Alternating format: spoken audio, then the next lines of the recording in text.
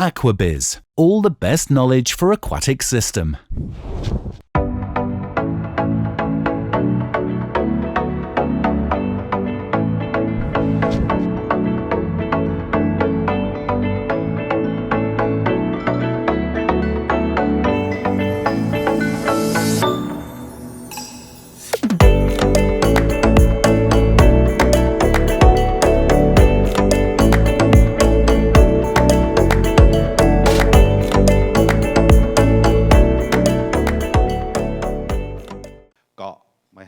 เสียเวลาผมขอพวกเราต้อนรับDenise Gurshin.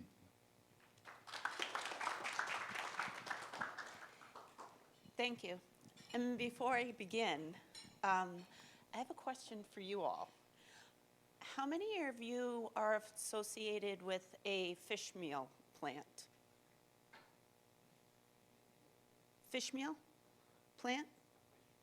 Okay, nobody. Okay.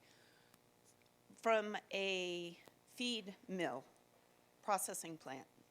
How many of you from a, you're pointing to someone. Okay, so we have people from feed mills, we have people from academics. I'm trying to understand the audience and who I'm speaking to. So feed mill, academics, and farmers? Anybody that is a farmer here? Okay, just trying to understand who's who. And also, I know that you're from Auburn. And we have a few others. Lucas is from Auburn, and John as well. So, and we have mutual friends, so we'll speak at the end. Okay, I'll be a little bit more formal now. My name's Denise Gurshin, and I work for the Global Seafood Association. And my colleague, I'm based out of the United States. My colleague, Kun Rachniwan, is based here, okay? So you have a resource that is in country to connect with, but you also have myself to connect with at the home office in the headquarters. I'll try to stay in one spot so I don't move. I tend to move when I'm speaking. The Global Seafood Alliance is we are the parent of the best aquaculture practices. It will make sense as I go along, but you'll hear me say Global Seafood Alliance, and then I'll speak about the Best Aquaculture Practices program, and that is part of the Global Seafood Alliance. So, the Global Seafood Alliance, we build trust in seafood. That's our vision. And what we're trying to do is create a world that embraces the role of responsible seafood in meeting global nutrition needs. We're a nonprofit organization, and I will explain that as well. And we're non-governmental. We advocate, we educate, and we have third-party assurances. Third-party assurances are our certification programs. It makes sense now when you see it in a visual that I can use a pointer. These are our certification programs. Our outreach is here. We have Aquademia podcasts that we have a podcast. These are all available. They're open source, okay? Actually, Goal is not open source, but our podcast is open source. It's a great resource for you all to understand different aspects about what else is happening in the world. You had a fantastic question. How is Ecuador doing what Ecuador is doing? You can listen to different speakers, be interviewed, and to hear about them on our podcast. Also, we have an online magazine. The online magazine, do you know who reads it?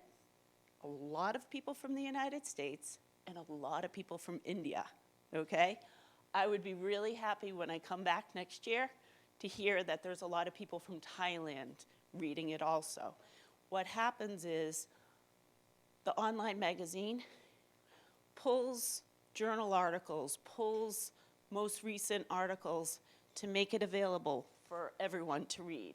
Because what we're hoping to do is to do that exchange of ideas. We're trying to make sure that people in Thailand know what people in Ecuador are doing, use their best practices so that you can learn from one another. Goal is our conference that we have. We have it once a year. This year we're having it in Seattle. The following year we'll have it in Canada. We've had it, what year did we have it in Thailand? 6 years ago? Too long ago. Okay, so time to come back to Thailand. But also what we do is we have membership in a community also. And the membership, it allows you an online community so that you can reach out to people, you can ask them questions. Think of it like a Facebook people that's specific to people who want to engage about aquaculture. So, thank you, Rachiniwan, for the translation. Okay. We have 4 pillars that we adhere to, okay? And this is why the collaboration between myself and Rachiniwan works so well, because she's able to connect to you all in a way that I can't, okay? But let me explain. We have, it may not go in the same order. Oh, actually it can, because it does say it in English. The first pillar is our food safety, all right? It was said earlier today, food safety, food safety, food safety. That's critical, okay? But now we've gotten mature enough in this industry to take on the next steps, to take on the next pillars.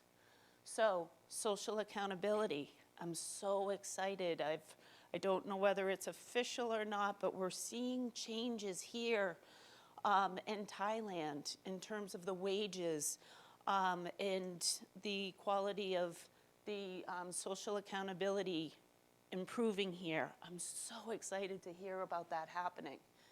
Environmental responsibility. John spoke about the inputs and reducing your inputs with your feed so that you're not polluting the environment.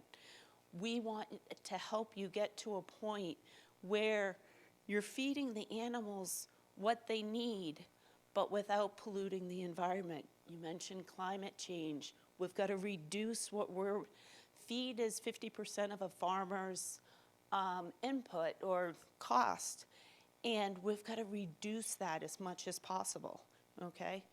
And animal health and welfare, okay? So those are our 4 pillars that we really believe in robust traceability and a chain of custody requirements, and it will make sense as I go through. We have a very high standard, okay?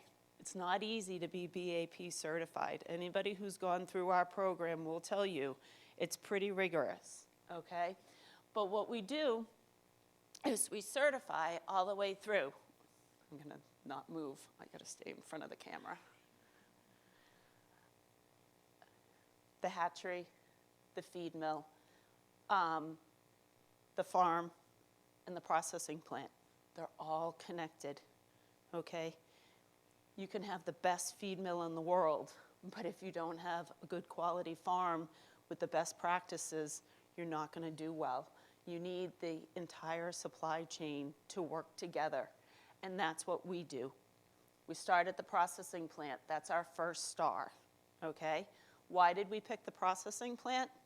Because it was the closest to the customer, okay? That was our starting point.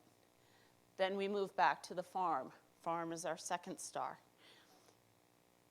We have a program that requires that to use the STAR system. You can have your farm certified, but if you want to use the STAR system, you have to be feeding into a processing plant. a BAP certified processing plant, I should say. And that's true of the feed mill and the hatchery. So this is the logo that goes on packaging, retail packaging that you see in the supermarket. Now, no, let me go back here. When we first started 25 years ago, we were known as a North American certification, okay? It started in North America. We were very tied to North American retailers and North American restaurants and the like. We've gone global, okay?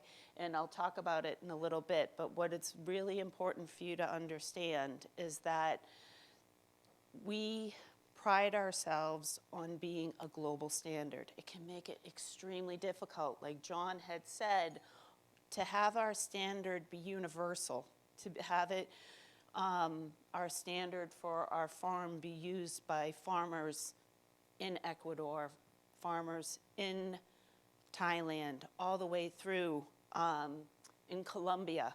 It's very difficult to make a standard that's so universal.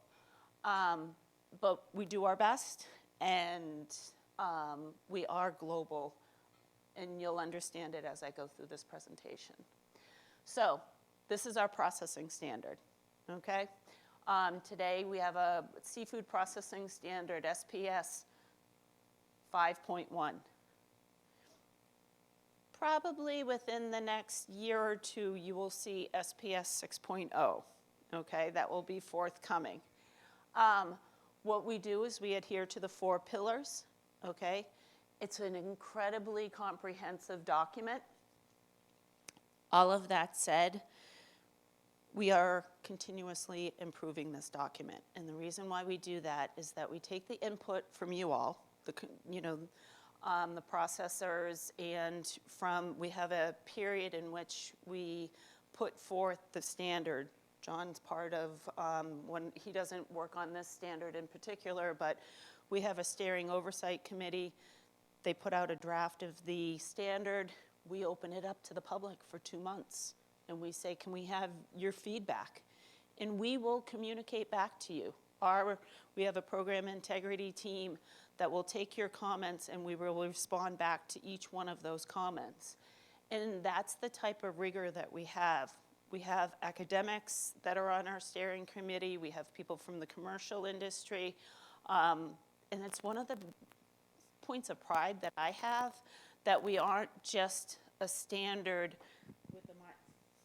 with a one view of how things should be done. We talk to our customers and make sure that we are doing something and creating a standard that is fit for purpose. The farm standard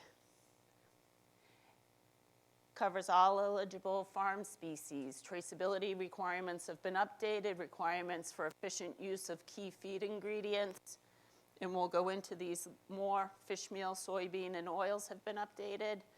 Limits for fish in and fish out ratios, and a ban on antimicrobials. Now, to Rachaniwan's credit, and someone that you know, Rawi, both of them worked very hard on the translation of this standard.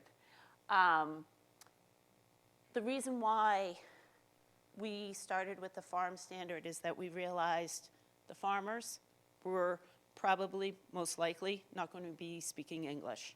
So the fact of the matter is, that was the priority. Let's get the farm standard done first, and then we'll work on other standards and having those translated as well.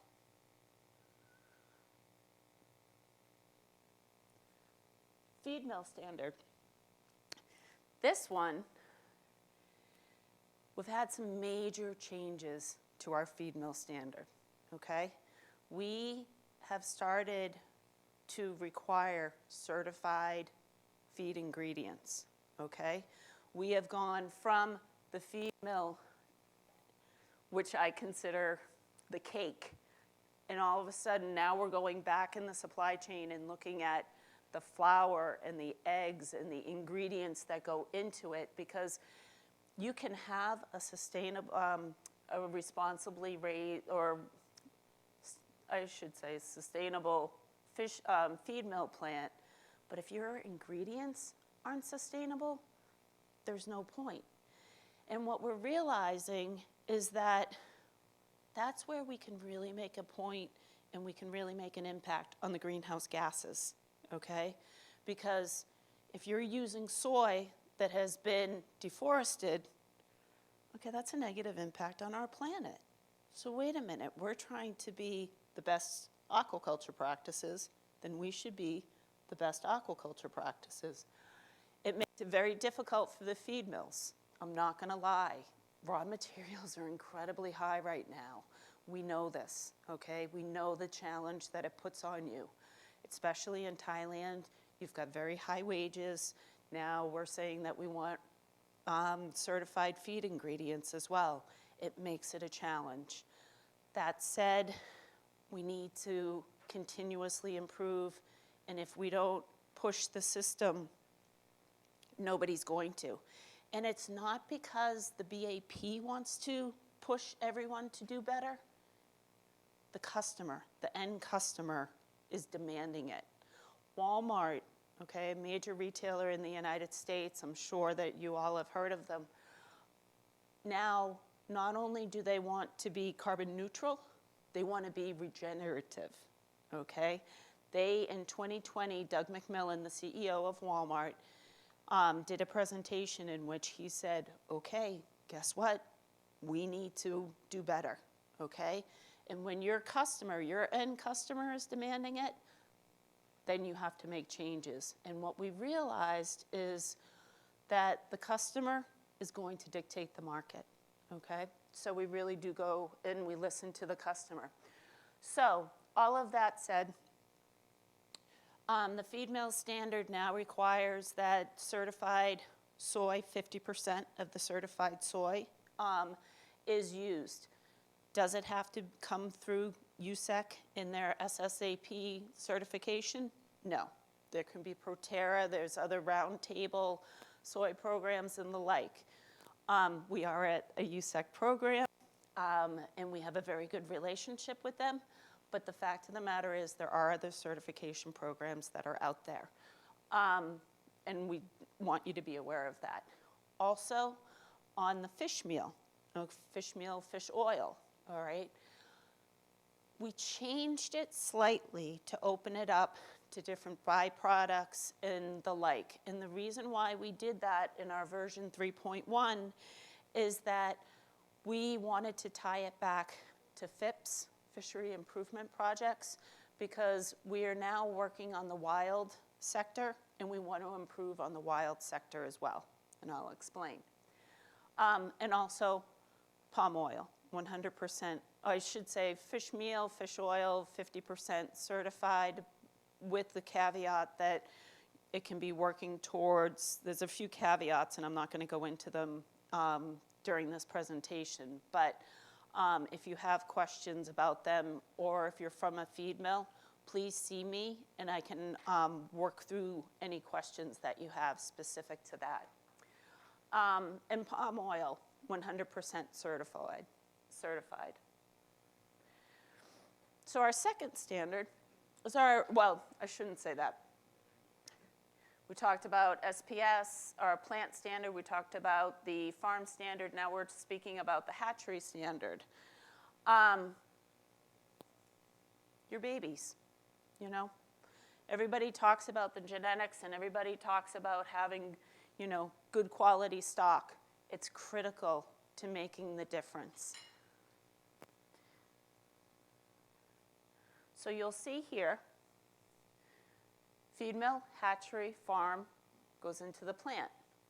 Now, this program, the BAP, took 25 years to build. George Chamberlain started this idea 25 years ago, and it took a lot of work to get there, okay?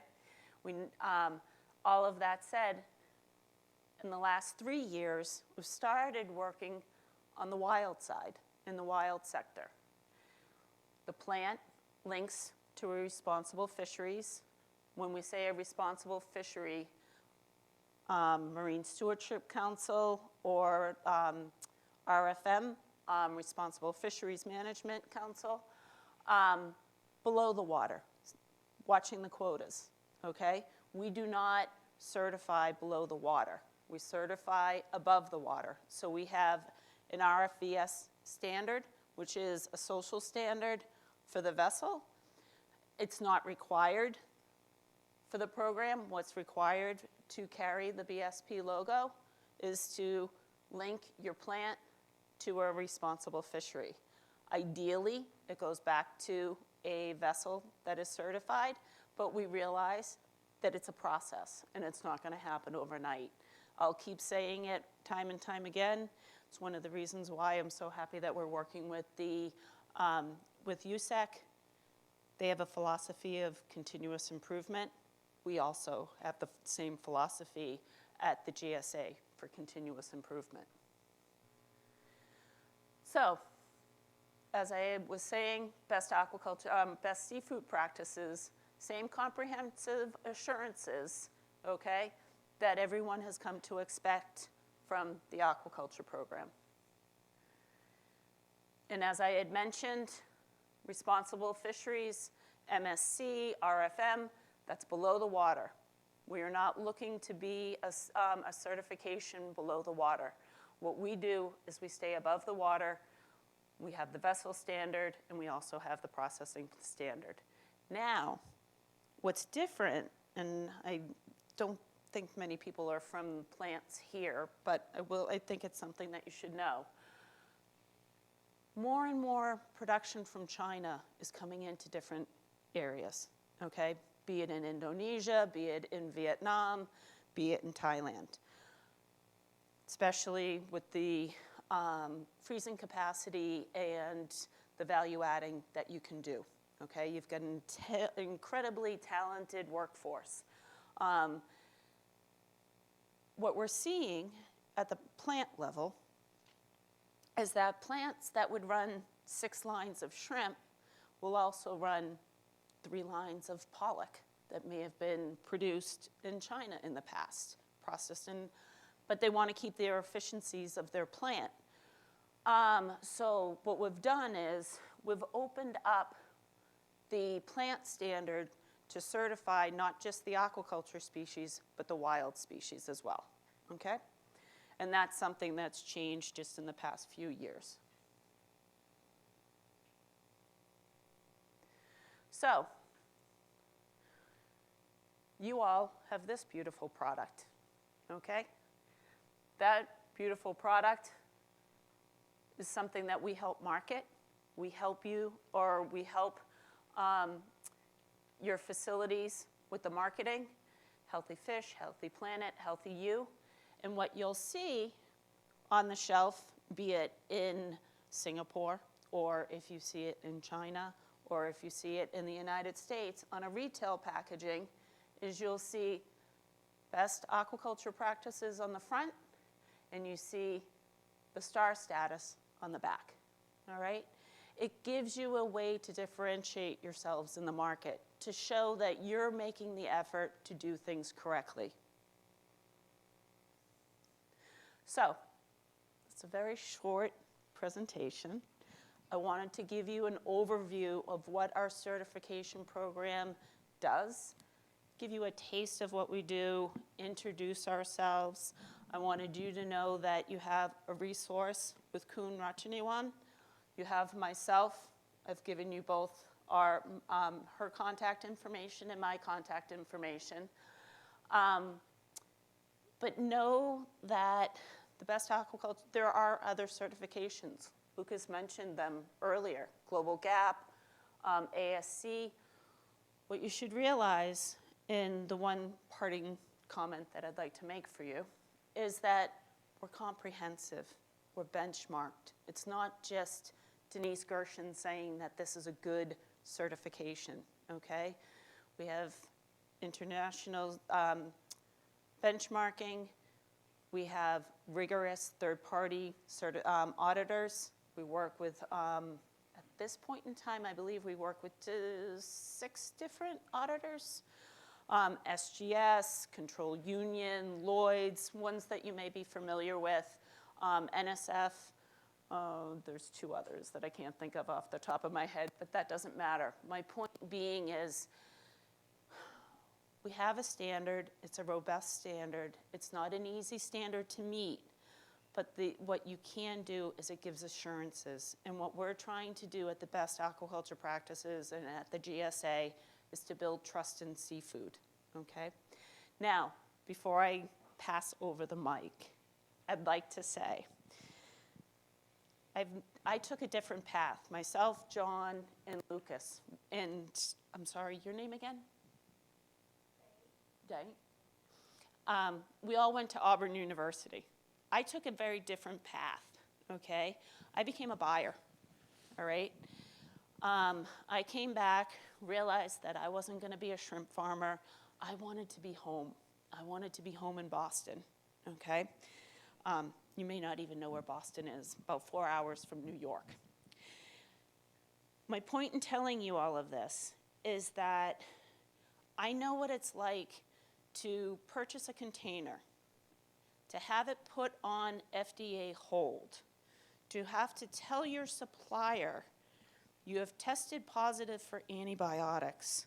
I have to send this back, okay? I have to reject your container, either because they got caught, FDA tested it, and or because somehow there was either in-house testing that was done. I implore you, as you're developing your farm protocols, do not use antibiotics, okay? Reason being, once you get involved with antibiotics and the withdrawals and the like, okay? If you have an emergency harvest or if you're not, my point being is that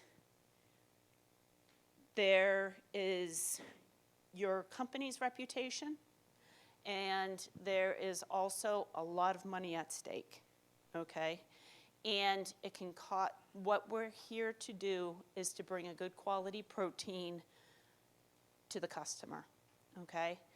And I just, from experience, it's something that John and Lucas haven't had to work with. It's something that, in the abstract, they've had to deal with.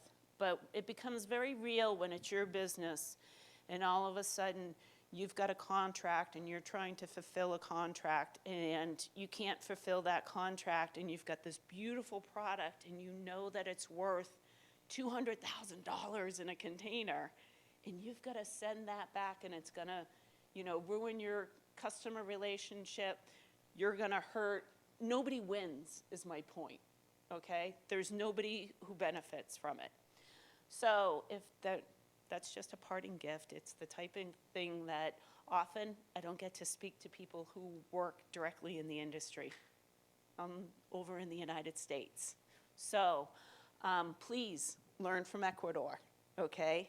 Learn from your other colleagues, and know that you've got our website to get information.